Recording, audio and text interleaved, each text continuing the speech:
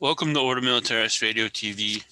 We here are lifelong Catholics, and what we do here is all for free, in love of Jesus Christ and the most holy Trinity, and His holy Church, and defend our Holy Mother, the Church. Our work is a true sense of apostolate. Any funds raised goes back into this work for equipment. This helps us to give you an unbiased, hard-hitting truth that is not controlled by political correctness or interest groups. Today's topic is the Antichrist Within by Father Vincent P. Miceli. Let's see if you got the book right there. Okay. Yeah. It's one of the longest chapters in this book, and it touches everything going on today. So, first he talks about the Antichrist within the academies, or as we call them today, universities.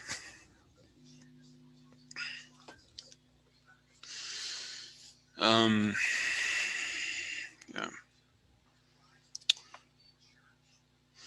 So let's begin. Newman tells us that the university is a place of teaching universal knowledge. Such is the university in essence and independently of its relation to the Church.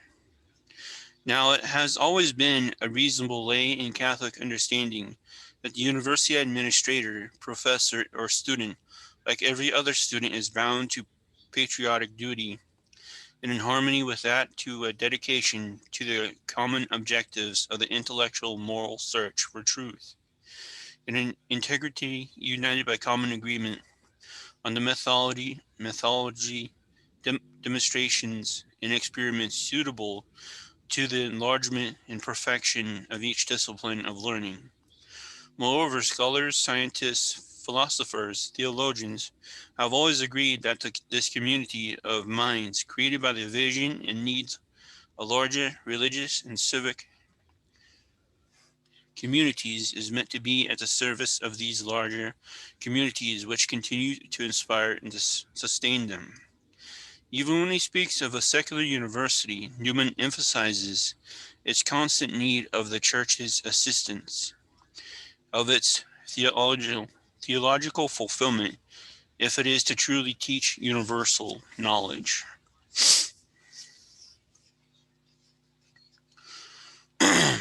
Now,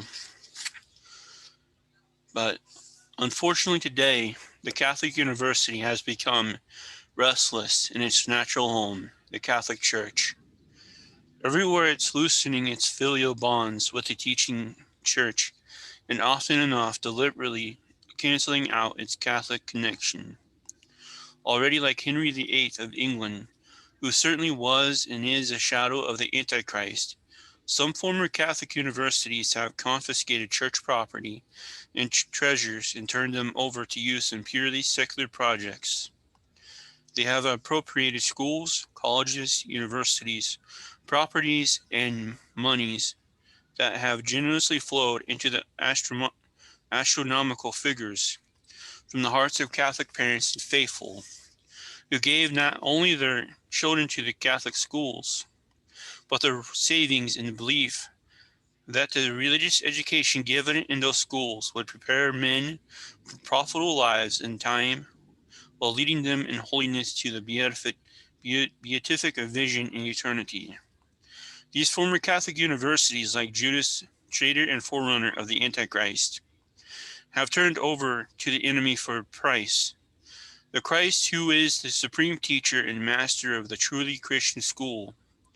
When asked why they strive to erase their religious and Catholic character, the religious leaders of these universities display an incoherent inability to define themselves, their policies, their goals, or even their continued existence. Money is the root of their rejection of their Catholic commitment. They have been choked by the cares and riches of this world. We have been forewarned that the Antichrist would win many over from Christ by bribes and gifts of wealth. The strategy of these unfaithful universities or of their leaders is to don secular clothing, intellectually and physically, and to slip into secularizing surroundings of the governmental and foundational financial worlds, there to gain eligibility for the vast educational monies made available by these worldly powers to self-proclaimed confessional schools. But to the man of spiritual vision, money is seen as merely the superficial explanation for the Catholic college cop-out from the Church.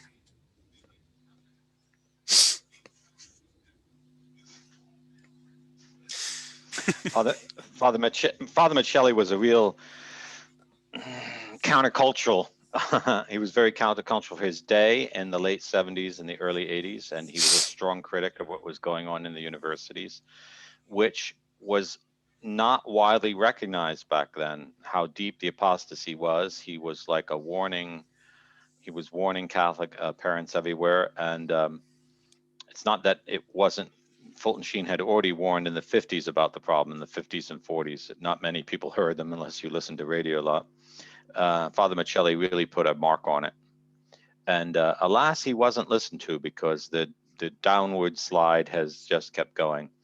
Although he was a bit ahead of his time in the sense of, after he wrote this book, John Paul II came out with a whole document on Catholic education, set up a congregation at Rome for Catholic ed.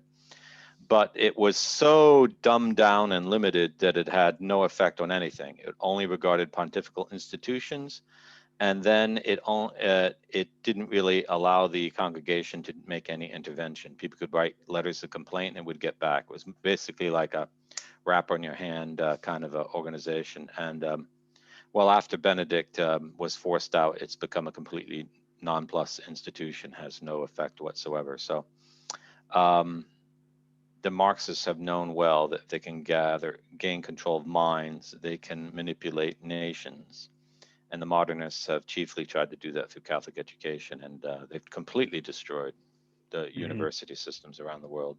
They're now centers of Marxism. And Father Miceli will point out how you can recognize an evil academic institution, what their characteristics are. So it's important that everyone be familiar with this.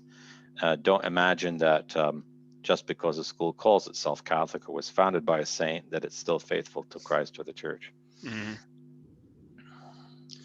The mysterious explanation is that the Catholic school or university, in the persons of its leadership, and often of its religious teachers, prior to its sellout to secularism, had already so devaluated the faith that Catholicism had finally become negotiable for material gains.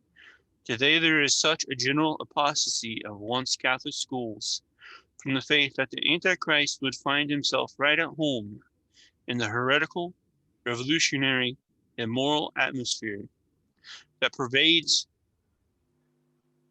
in those campuses and classrooms. Gradually, over the years, the essential purpose of the Catholic University has been radically changed. Lusting after secular academic excellence, huge student bodies, expensive science complexes, notoriety, publicity, political clout, and financial power, the leaders of the Catholic University somehow lost sight of the unearthly purpose and the spirit of the Catholic University. Thus, in today's Catholic University, intellectualism is preferred to Catholicism, scientism to faith, relativism to truth,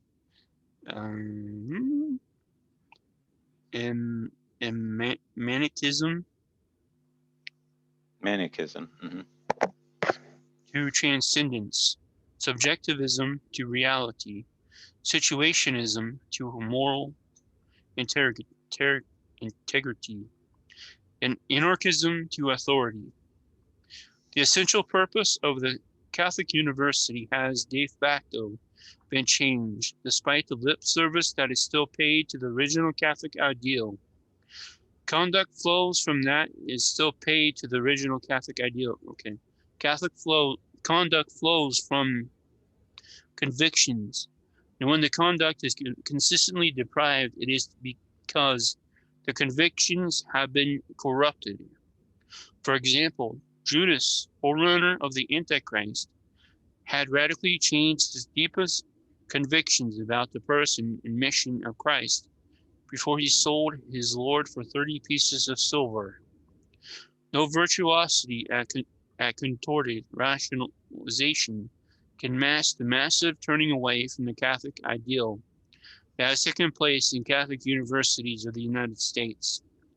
The light and love of the world have made tragic advances against the light and love of Christ. Once again, in Cardinal Newman, Prophet for Our Age of Apostasy, we find a profound explanation of how Catholic universities have abandoned the faith and even become hostile to revealed truth and to the magisterium which guards and guarantees its veracity.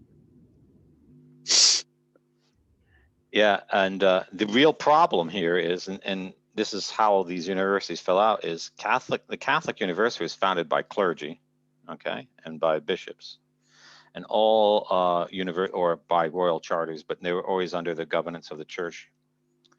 And when a university is run by accountants and lawyers and publicists and money people, financiers, well, these people don't have the high morals of an ecclesiastic, and so they don't understand that an education facility exists for something greater, to ennoble the person.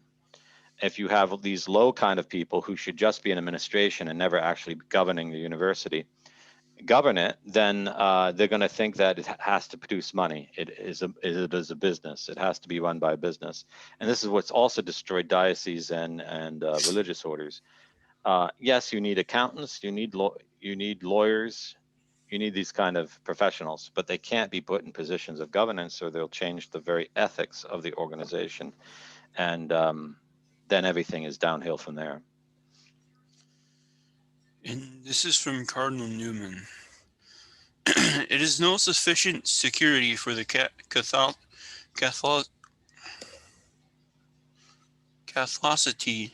of the university, even that the whole Catholic theology should be professed in it, unless the Church breathes her own pure and unearthly spirit in it, and fashions and molds its organization, and watches over its teaching, and knits together its pupils, and superintends its actions.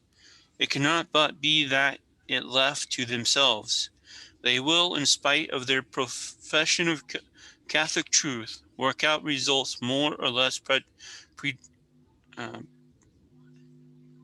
prejudicial to its interests. Nor is this all.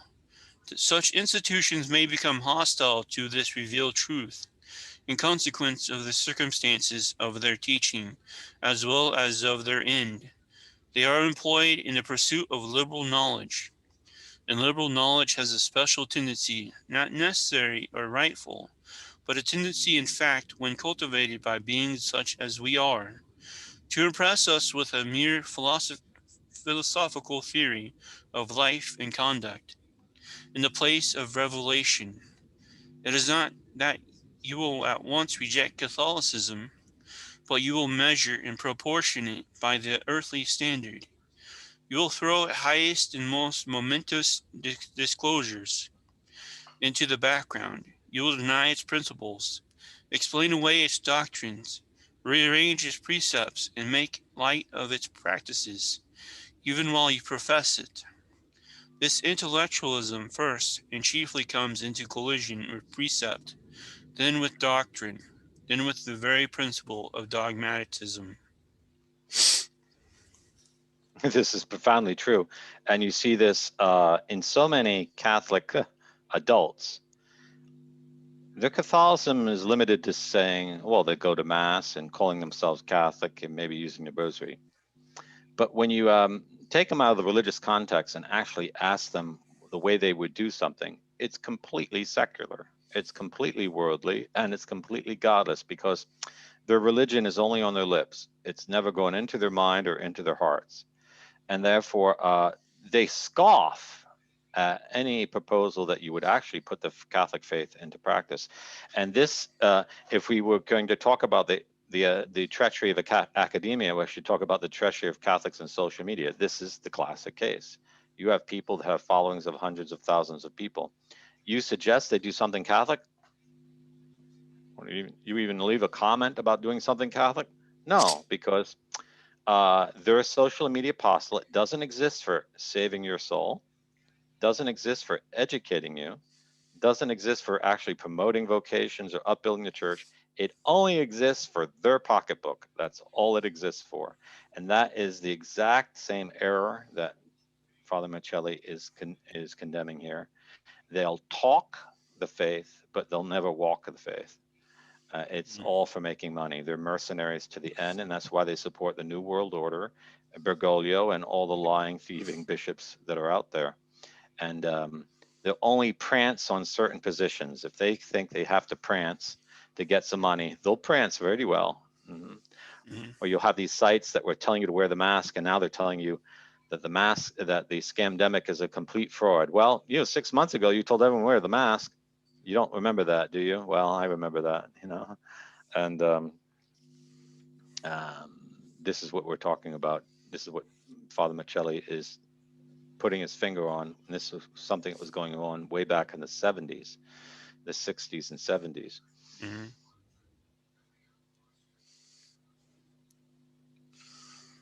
So let's see here. In the spring of 1969, the representatives of leading Catholic universities throughout the world and members of the Vatican Congregation for Catholic Education met in Rome. Again, the universities attending this meeting adopted a statement that called for complete independence from the Church. It said that the Catholic University is limited by no other factor than the truth it pursues.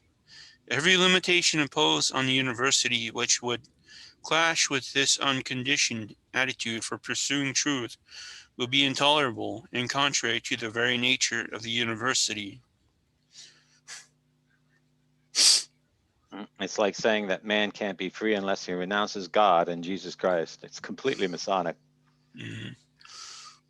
But in October 1969, the Vatican's Congregation for Catholic Education met in plenary session and strongly reaffirmed the authority of the magisterium, which extends in the Catholic University not only to truths of the faith, but also to those matters connected with the truths of the faith.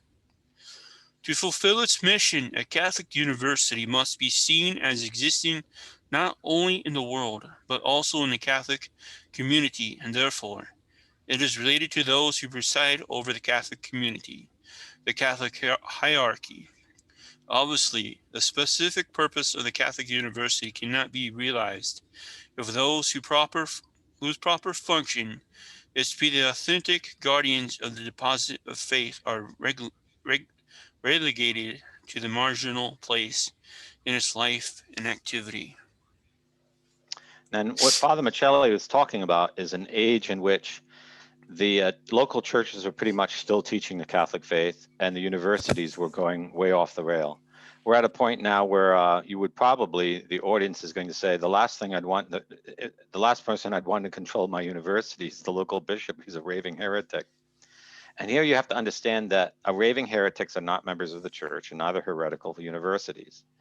And the Catholic Church exists where people believe in the Catholic faith. If they don't believe in the Catholic faith, they can call themselves anything they want, like Joe Biden or Pelosi do. They're not Catholic. They're not anything more Catholic than anyone in hell.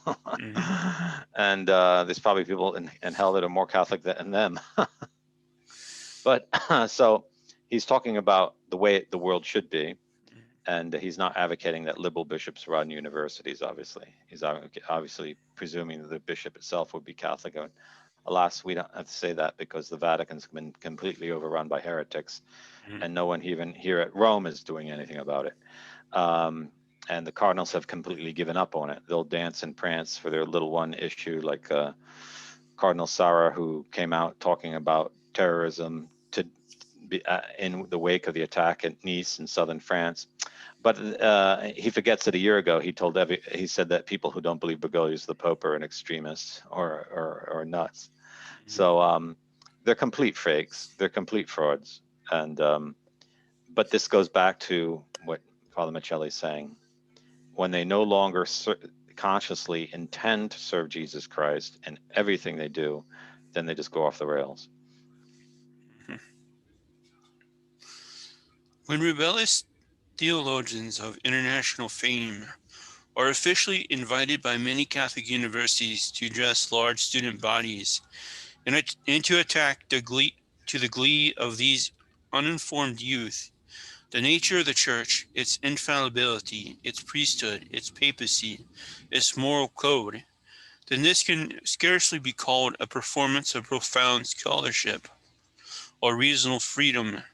Rather, it is prostitution of the teaching profession, a sham performance by disaffected members of the Church who are exploiting for personal publicity and publication purposes the itching ears of youthful audiences as yet unable or unwilling to endure sound doctrine because they have been so often titillated by novelties and fascinated by foolish fables.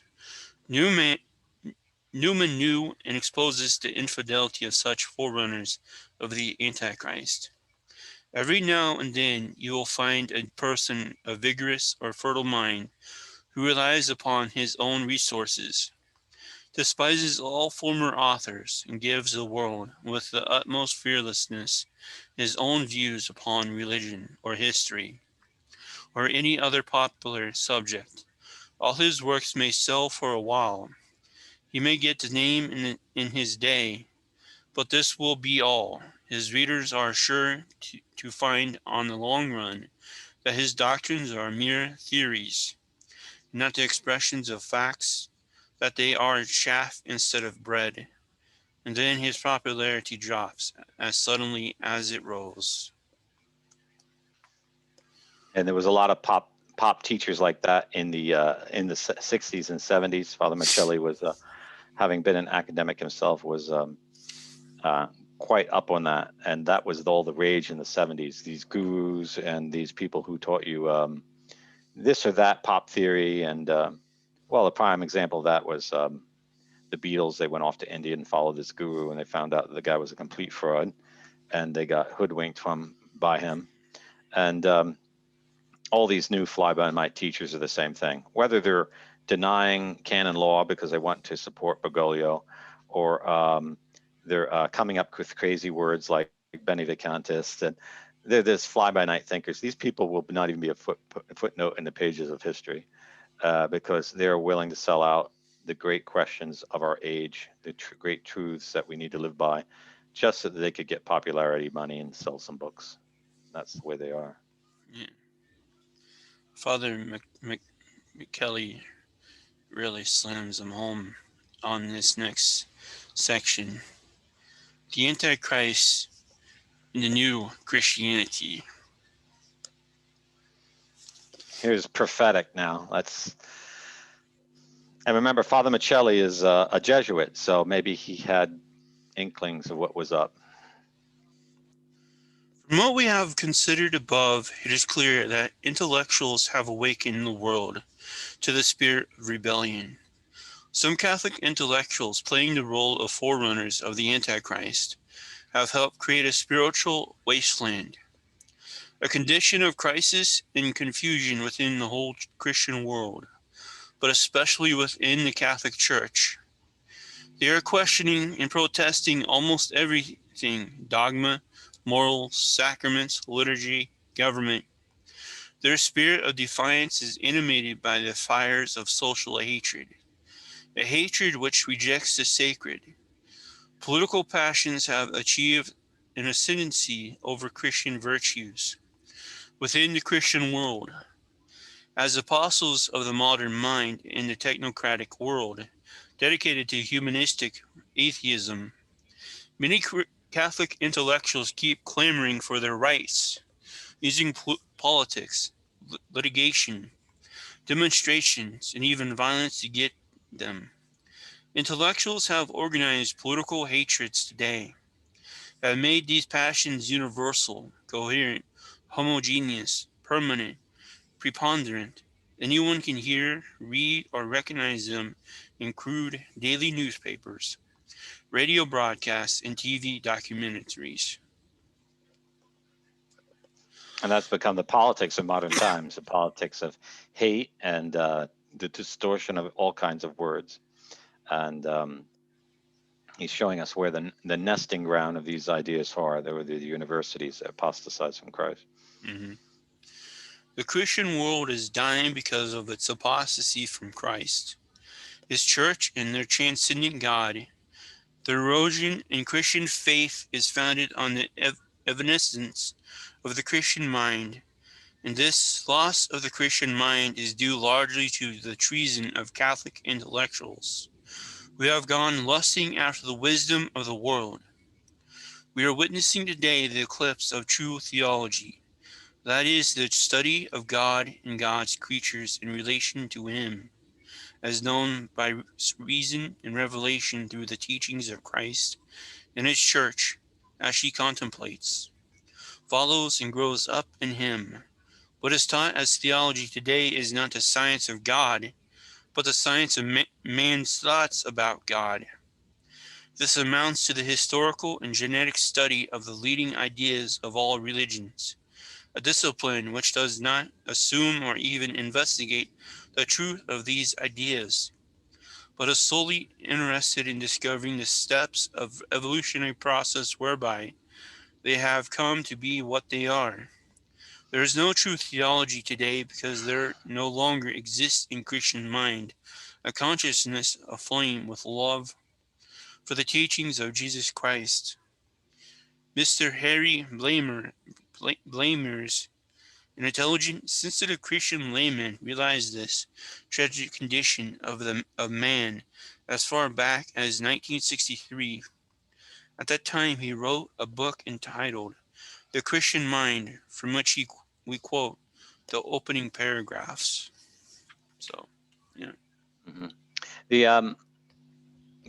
The one thing I would differ on what Father Miceli is saying here, it's not that there are devout intellectuals no more. There are, but they're just not given authority in universities. They're excluded, weeded out, and fired. And this is the problem even in the church. The people running the church are not people who love God, the people who love money and sex, perverted sex. And anyone who gets in there that loves virginity and God, they won't even get in. They won't even get through the front door of the bishop's palace. You won't even get permission to be this or that. And you'll get permission maybe to get buried. That's about it. And this is the problem in modern world. It's not that the true Catholics don't exist. It's that our institutions have been taken over by the enemy, and we keep giving obedience to institutions run by the enemy, and that's why we are destroyed. We should just completely no longer fund them, no longer obey them, and no longer regard them as Catholic, because that's what all our forefathers did.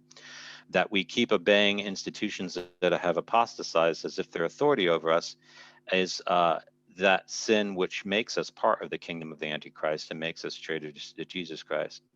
And that's what the Masonry is all designed to do, to get you to give your money, your faith, your loyalty, your support, and your obedience and your hope that you should put in Christ, to be put into the Masonic law and to institutions that have betrayed Christ. And it's like the lockdown. People say, oh, the lockdown, these politicians are so cool. There would be no lockdown if you didn't obey it. Mm-hmm. Yeah.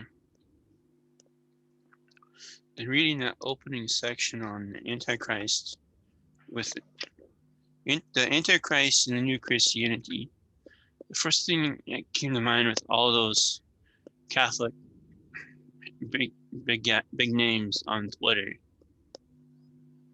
Marshall, Church, the Gordons,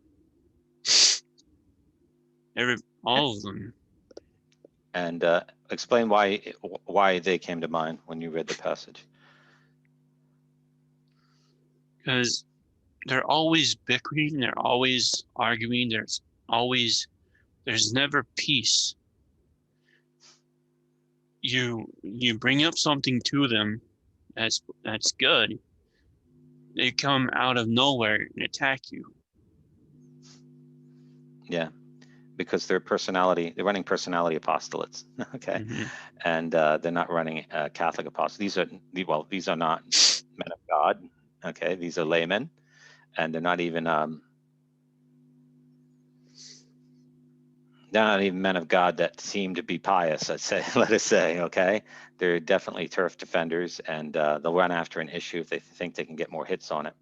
So they're more publicists, and we say it so many times. You should not be learning your faith from men like that. Okay, you should learn your faith from the writings of the saints, the fathers of the church. That's who you should learn the faith for. If unfortunately people have social media addiction, they're not going to pick up a book. They want to see uh, um, someone on the internet. It's like some stupid excuse my language, some stupid Twitter account run by a woman evidently tweeted out this morning. I saw she said, I'm not interested in learning the next thing in the catechism. I just want to see the next hot YouTube guy. Okay, so you're obviously not led by the Spirit of God or any kind of virtue to be on the internet. And this is the problem with social media. When you're reading a book, you get just the information in the book. But when people can see the talker in person, and they have all other kind of motivations that end up. And you see this in social media. Try to start a WhatsApp group where you're discussing work that needs to be done, and within a week or two, it will degenerate just to chit chat, and no one's doing any work anymore, because they can use it for anything. They end up using it for anything, and since you can't stop them or edit them, they take over. Okay, and that's exactly what the Freemasonry wants. They want to drag every organization down to the lowest level. And you don't even have to want to be part of the kingdom of Antichrist. Just don't mortify yourself and don't follow the rules, and you'll do the will of the Antichrist very well. And that's what the modern society is designed for. And this is the era of the so-called liberty of free speech. I have people that tell me, I need liberty of free speech. You just want to be able to sin on the internet. That's what it is. So this is the problem, going back to the problem in the academy. This is the problem that St. Bonaventure refers to, and he says, when you're going to speak about theology, you should first circumcise your mouth in the sense of you have to realize that you can't say anything you want. You have to stick to the rule of faith. And there are very few Catholics who believe that anymore. And that's why, even of all the people who claim to be faithful Catholics, conservative Catholics, traditional Catholics, loyal Catholics, anti-Bergoglian or anti-modernist or anti this and that, when you actually watch their behavior and see if their behavior conforms to the rule of faith, you will see that very few of them do. A classic example here in Italy, we have a priest who is excellent in the faith and pointing out how Benedict's still the Pope. It's notorious that like a good portion, I don't know if it's 40 or 60% of the people who follow him on social media are divorced, separated, or cohabiting. He tells them that's a sin. Do they give up? No, they don't give up. They think that the fact that they're with Pope Benedict gives them the right to cohabit, divorce, live separated, or fornicate. What kind of Christian are they? They're not Christian at all. They're complete hypocrites. And you point out to them that they're going to hell unless they change their life. They'll think about it a few moments, but will they change? No, they won't change. And they expect you to be just as polite and civil to them as if, they were married 50 years in the church and never committed a single mortal sin. So this is the problem of modern times. So many people have bought into the lie of doing as you please and not having to subordinate yourself, follow the rule of faith in all your actions, or at least call yourself a sinner, but certainly don't pretend to be Catholic if you're not. And the university started this sin. This is the sin of pride, where you are the judge of what it means to be a Catholic. Yeah. Now, the first aim of Catholic modernists as forerunners of the Antichrist is to convert the Church of Rome to modernism and then the universal church. They insist that the Roman pontiff can and ought to conform with contemporary progress, liberalism, and civilization. Really, like the Antichrist when he comes, they seek to create a church in their own image and likeness, A small, Gnostic, elite church of worldly wise intellectuals will dominate religious thinking and practice of the whole human race, scandalized that Christ found his church for all men, especially for outcasts. It is small wonder that these shadows of the Antichrist exhibit an indifference to official Catholic teaching and express irreconcilable animosity to the custodian of this truth, the magisterium. Mm-hmm. That's exactly right.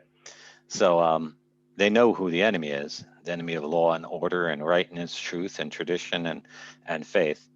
And because when you mortify your mind and say, I'm going to believe, I'm going to be faithful to Christ, because you fear damnation if you're not, you realize that you can go to hell for a wrong thought, just like you can go to hell for a wrong action. And you can't, there is no realm of human behavior that you don't have to submit to Christ. I remember arguing with a Dominican theologian once about this. He held that he admitted in class that he thought that thinking about impure things is not a sin; it's only doing them. So, well, you are doing something impure when you think about an impure thing. You're using your mind to think about a pure thing, and that's an action. Therefore, it's a sin. Oh no, he wouldn't handle that. So I knew that this guy wasn't even keeping his vows. And this is the kind of duplicity. We are not Muslims and we are not Jews. Our religion is not exterior. It has to be first interior. And that means it has to most of all be in the mind. Not in the mind knowing things or remembering things, in the mind obeying, submitting, humbling itself, assenting to reveal truth and holding fast to it as a rule, even in the depths of one's heart. That's what faith is. And if you don't have that, you don't yet believe. You don't yet believe that Jesus Christ is your master, and you don't yet fear eternal damnation. And you don't believe Jesus Christ is your savior. Yeah. Today, neo-modernism has regrouped its forces under such titles as Catholic opposition, or Catholic dissent, or Christian critics. Of course, this opposition, dissent, and criticism is leveled against the institutional church, not against the enemies of the church, as we will notice from their doctrines, policies, and spirit. The mind of these Catholics is not merely secularized, it is rather desacralized and has succumbed to the sacrilegious demagoguery that would substitute for Catholicism a Christian socialism that is really a utopian seducer of the human spirit.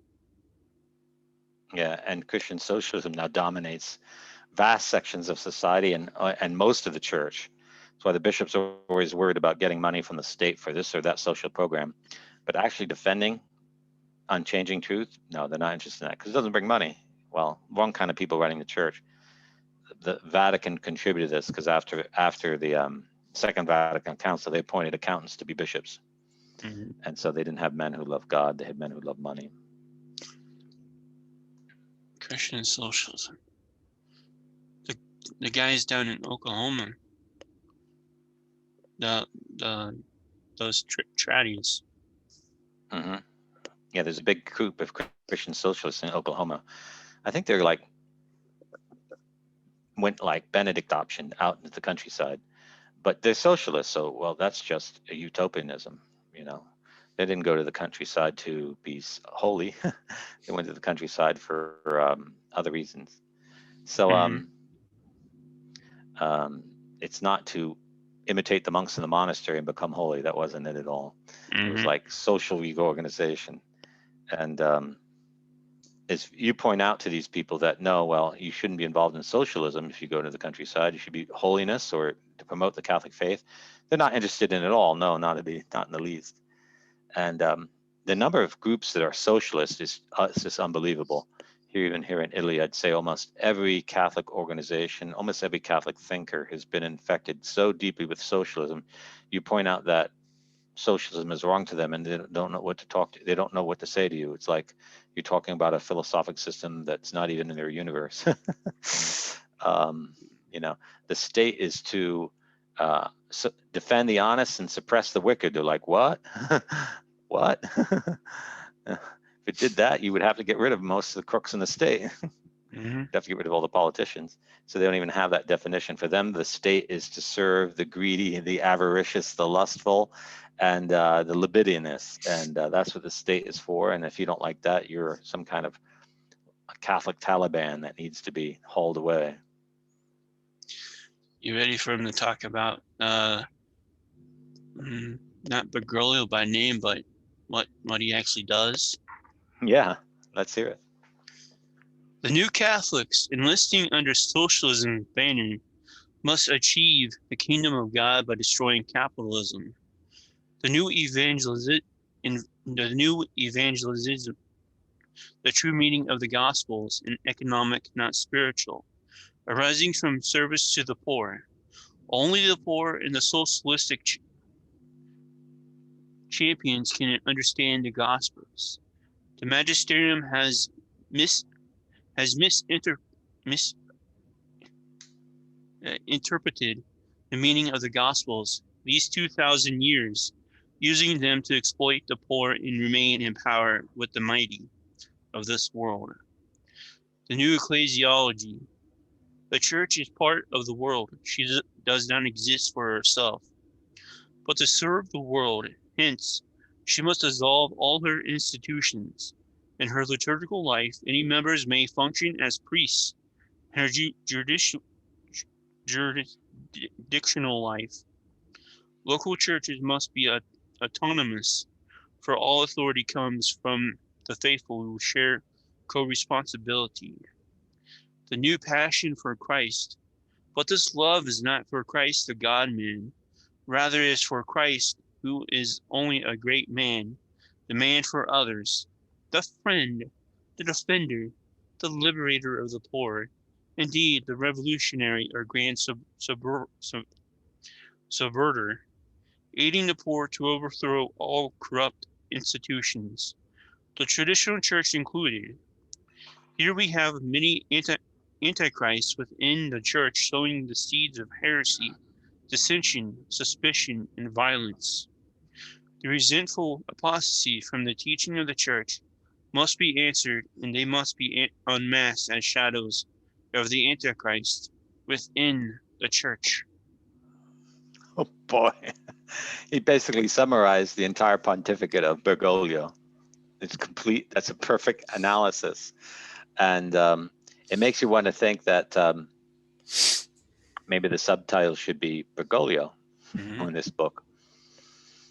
Because this is complete. This is what it is. And the fact that the cardinals and bishops can't see it or admit it, and this is, I know of 2 or 3 bishops who have written all the bishops in the world about the heresies of Bergoglio, and they got no response back.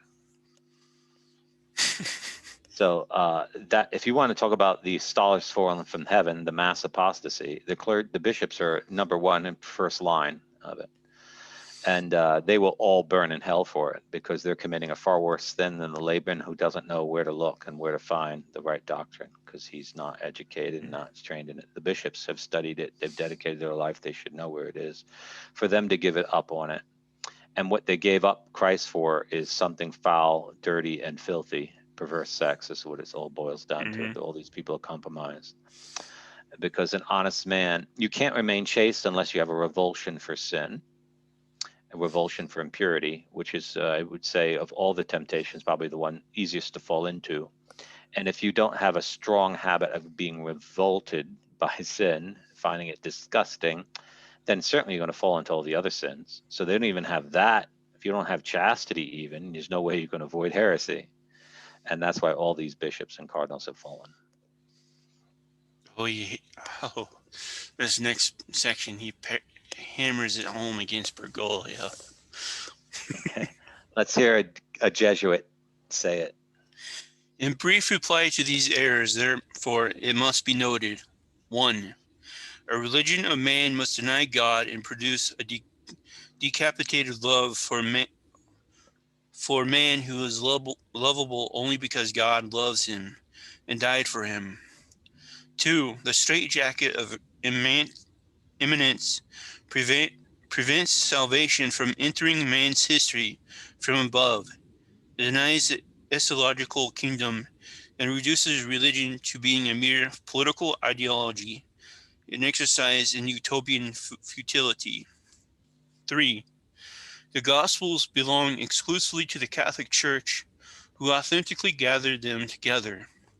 Moreover, she alone possesses the Holy Spirit as the soul of her being, that the Spirit who is the author, inspirer, and source of the Holy Scripture. 4. The Church, as the unique creation of Christ and the Holy Spirit, is in but not of this world. Her mission to sanctify men in the time as a people of God will be completed in the glory for all eternity. 5. The Christ of the neo-modernists is the non-historical fiction, tailored to push socialist and Marxist ideology through the means of propaganda. Already, this propaganda has increased communist, atheistic influence within the church.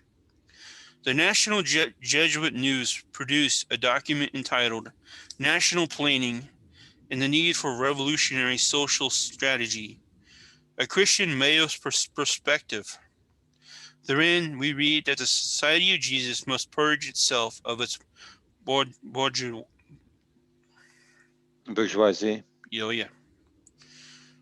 social consciousness and identity with the proletariat, i.e., develop a social communist consciousness.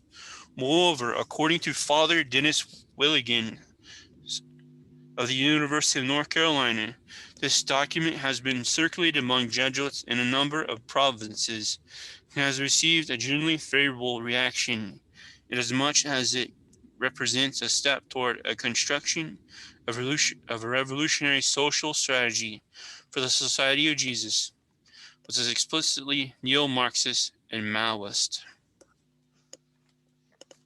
So this is where Bergoglio comes from. It's right out of the book. I get the sense that Father Miceli was alive today on Earth, he would point a finger at Bergoglio and say, Antichrist. Mm-hmm. And he'd come out with a new edition of this book, Mm-hmm. Bergoglio as the Antichrist, because Father Miceli was an Italian Jesuit, Italian-American Jesuit, and few Italian Americans have been allowed into religious life or the priesthood in the United States because we're always told that we take religion too seriously. And it's because we actually believe in it, not like these pieces of dirt. Nearly all the ones you're going to hear quoted who are all these crazy liberal ideas have German names because the German church was just completely corrupt. And the German culture got completely corrupted in German-speaking Catholics around the world. So maybe because they're reading all the errors in German, they picked it up that way. But very few Germans withstood it, and they all ended up falling to it. Oh, he goes on and on and on, naming Well, names.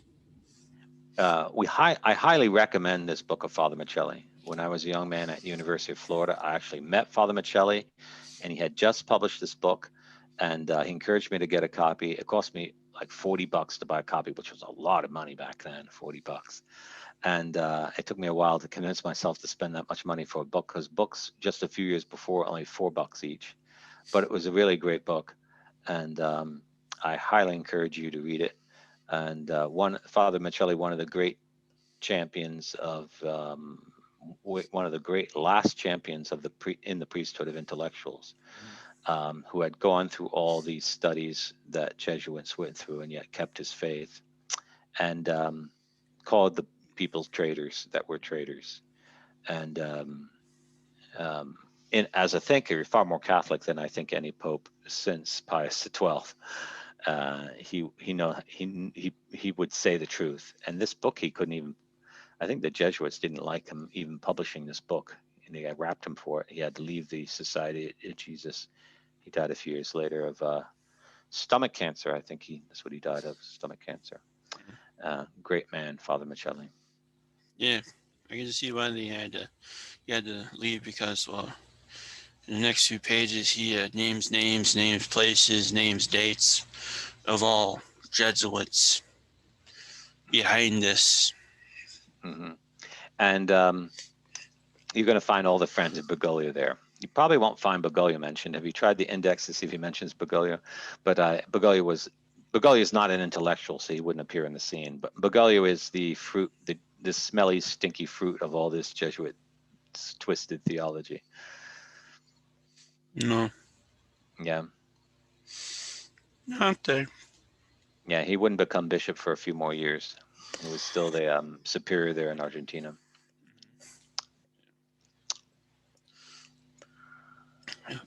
So, see, I think if I'm about about $20 for this book, still printed.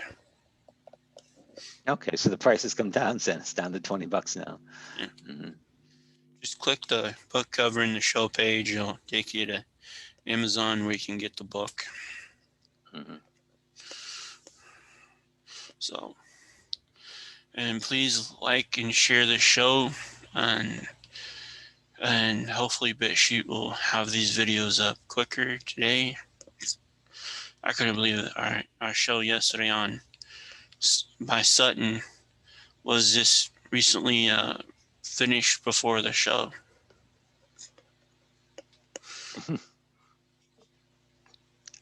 And we might be moving to a new platform. I think you're going to be publishing some of the stuff on the new platform, AJ, or what? Yeah, brandnewtube.com. We're still checking it out and seeing how it does. It takes a while for the videos to be finalized and okayed and verified. So Mm-hmm. Yeah, because we do. It was just launched this year out of Lancashire, England. So they're still new and probably still got so new in the computer, all the technical stuff. So Mm-hmm. it'll be a bit to learn it and get videos up quickly. But if you're wondering where those doctors were who told the truth about the COVID scandemic that were on the steps of the Supreme Court or the Senate, they have all moved on to that brand new tube.com. So, Mm-hmm. so Okay, thank you for having me, AJ, on to talk about Father Miceli's book. It's always a pleasure. It brings back fond memories hearing Father Miceli's words from nearly 40 years ago. this is Order Militaris Video TV signing off. Deus Volt. Deus Vult.